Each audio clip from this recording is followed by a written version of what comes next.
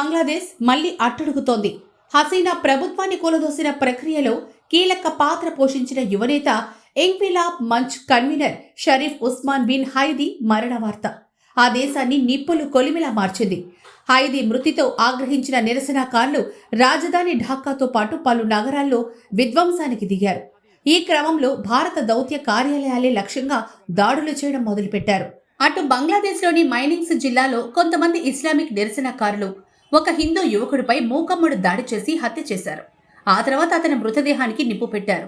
దీపు చంద్రదాస్ అనే హిందూ వ్యక్తిని కొంతమంది నిరసనకారులు తమ దైవాన్ని దూషించాడనే ఆరోపణతో గురువారం రాత్రి 9 గంటలకు నడి రోడ్డుపై అతి క్రూరంగా కొట్టి సజీవ దహనం చేశారు. ఈ అమానుష అకృత్యాన్ని అక్కడ ఉన్న కొంతమంది వీడియోలు కూడా తీశారు. ప్రస్తుతం ఈ వీడియోలు సోషల్ మీడియాలో వైరల్ అవుతున్నాయి.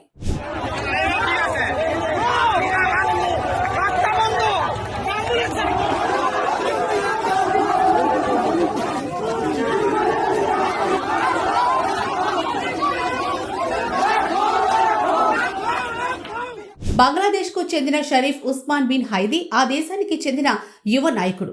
2024లో బంగ్లాదేశ్ ప్రధాని షేక్ హసీనాను పదవి నుంచి దించిన విద్యార్థి ఉద్యమంలో ఉస్మాన్ హైదీ కీలక పాత్ర పోషించారు.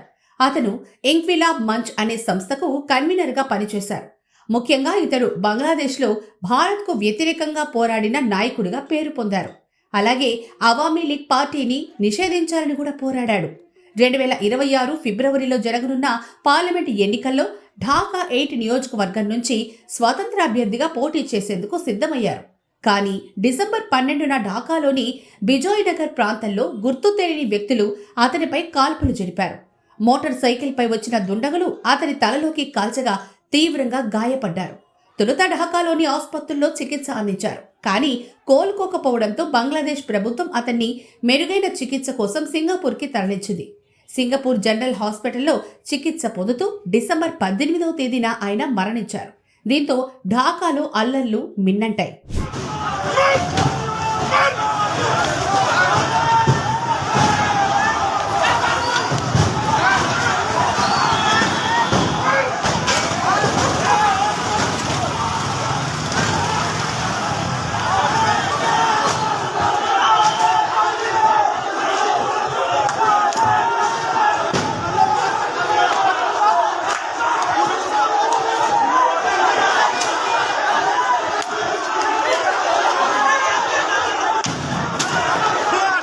గురువారం రాత్రి 11 గంటల సమయంలో చత్తోగ్రామ్లోని భారత అసిస్టెంట్ హైకమిషన్ కార్యాలయం వద్ద తీవ్ర ఉద్రిక్తత చోటు చేసుకుంది. వందలాది మంది ఆందోళనకారులు కార్యాలయాన్ని చుట్టుముట్టి భారత్కు వ్యతిరేకంగా, అలాగే మాజీ ప్రధాని షేక్ హసీనాకు చెందిన అవామీ లీగ్ పార్టీకి వ్యతిరేకంగా హోరెత్తేలా నినాదాలు తీశారు. హైదీపై జరిగిన కాల్పుల వెనుక కుట్ర ఉందని ఆరోపిస్తూ దౌత్య కార్యాలయం వెలుపల బైఠాయించారు. నిరసనకారులు ఢాకాలోని ప్రఖ్యాత డైలీ స్టార్ పత్రికా కార్యాలయంపై దాడి చేసి నిప్పు పెట్టారు. అయితే భవనంలో చిక్కుకున్న సుమారు 25 మంది జర్నలిస్టులను రెస్క్యూ టీం అతి కష్టం మీద రక్షించింది. వీరిలో మహిళా జర్నలిస్టులు కూడా ఉన్నారు.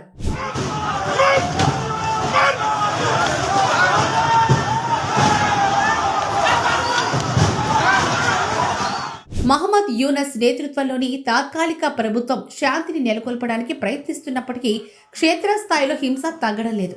ఒకవైపు మీడియాపై దాడులు, మరోవైపు అంతర్జాతీయ దౌత్య కార్యాలయాల ముట్టడి బంగ్లాదేశ్ను అంతర్జాతీయంగా ఏకాకిని చేసే ప్రమాదం ఉందని విశ్లేషకులు హెచ్చరిస్తున్నారు. ప్రభుత్వం తక్షణమే జోక్యం చేసుకుని పరిస్థితిని అదుపులోకి తెచ్చే ప్రయత్నం చేస్తోంది.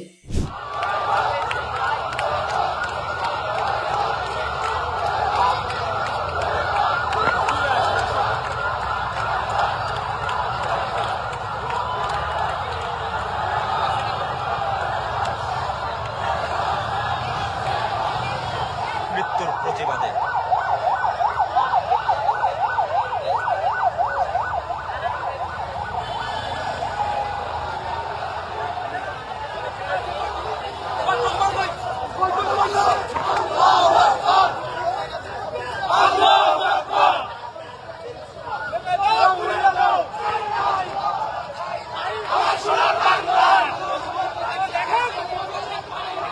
দর্শক